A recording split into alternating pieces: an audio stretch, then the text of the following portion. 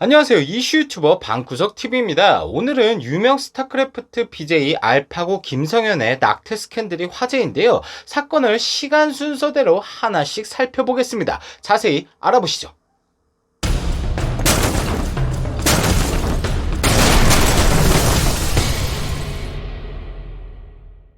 김성현에게는 오랜 기간 사귀며 동거하는 BJ 요정준이라는 여자친구가 있었습니다. 또한 요정준이는 마카롱 가게를 개업해 운영 중이었는데요. 이에 김성현은 자기 여자친구 가게를 홍보하기 위해 방송 중에서도 종종 마카롱을 먹기도 했었죠. 아무튼 이렇게 동거하며 잘 사귀나 싶었는데 2021년 9월 14일 요정준이는 김성현이 사귀는 동안 낙태를 강요했으며 병역 기피를 시도하였고 스타 주작 사건을 알고 있었으면서도 모른 척했다는 폭로 방송을 했습니다. 다시 말해서 요정준이는 김성현과 사귄 지 한 달 만에 임신한 후 김성현이 낙태를 강요했고 만 28살인 김성현은 올해 입대했어야 하지만 공무원 시험에 응시하는 등 편법을 써서 입대 일정을 미뤘다며 병역 기피를 폭로한 것입니다.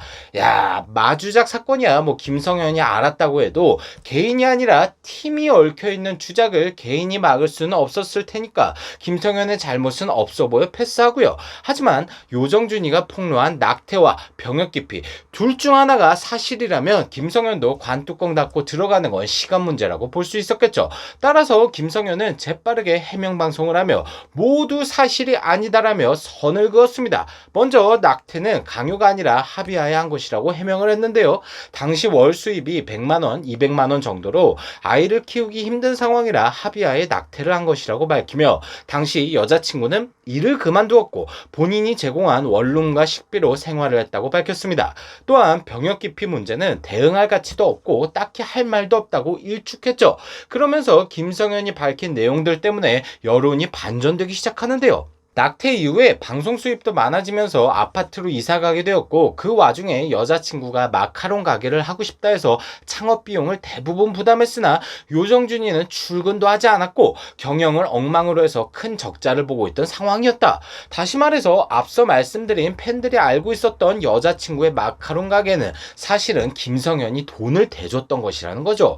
거기에 여론들이 요정준이에게 등을 돌리게 만든 김성현의 쐐기를 박는 한마디가 있었으니 김성현이 헤어진 이유는 요정준이가 바람을 폈기 때문이라고 말했습니다. 심지어 헤어질 때 돈까지 줬다고 하는데요.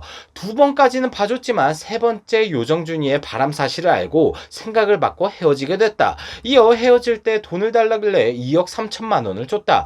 요약해보자면 낙태는 사실이나 경제적 상황 때문에 합의하에 진행했고 이후 김성현은 책임감을 가지고 여자친구 마카롱 가게도 열어주며 최선을 다했으나 여자친구가 한 번도 2번도 아니라 3번이나 바람을 펴서 헤어지는 와중에 김성현에게 돈을 달래서 2억 3천만 원이나 요정준이에게 준 것이죠. 세상에 이런 호구도 없습니다. 근데 이렇게 김성현이 잘해줬는데도 왜 요정준이는 폭로를 한 것일까요? 김성현은 해명방송에서 최근 요정준이가 자기 집으로 찾아와 폭로를 하겠다며 또 돈을 달라고 요구했다는 겁니다. 이 뭔 개소리야! 김성현은 당연히 요구를 거절했더니 결국 기승전 폭로. 이에 김성현은 요정준이를 명예훼손으로 고소하겠다는 입장을 밝혔습니다. 이에 요정준이는 사과문을 올리면서 해피엔딩으로 끝나게 되는데요. 바람핀 년이 어쩌고 저쩌고 혓바닥이 너무 길어서 중요한 부분만 살펴보시자면 제가 한 것은 생각도 안 하고 피해자인 줄 알고 원망만 했습니다. 죄송합니다. 영원히 사라지겠습니다. 죄송합니다. 아니 합의하에 낙태한 다음 집에서 일 안 하고 놀고 먹다가 마카롱 가게 말아먹으면서 3번이나 바람피며 전 남친한테 2억 3천만 원이나 뜯어간 새끼가 자기가 피해자인 줄 알고 김성현을 원망했다고요? 도대체 어떻게 대가리를 굴리면 자기가 피해자라는 생각을 할 수가 있는 걸까요?